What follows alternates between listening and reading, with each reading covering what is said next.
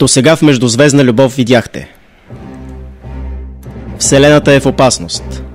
Най-големите супергерои научават страшна новина. Жената котка е бременна. Всички искат да научат кой си е поиграл с малкото котенци.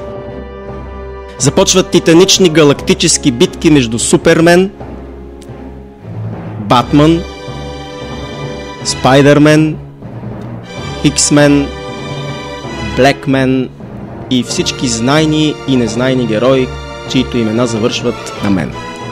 Тогава събитията претърпяват неочакван обрат. Злият Дарт Вейдър излиза от тъмната страна и заявява на всички, че той също е не по-малко бременен. Така балансът на силата е възстановен.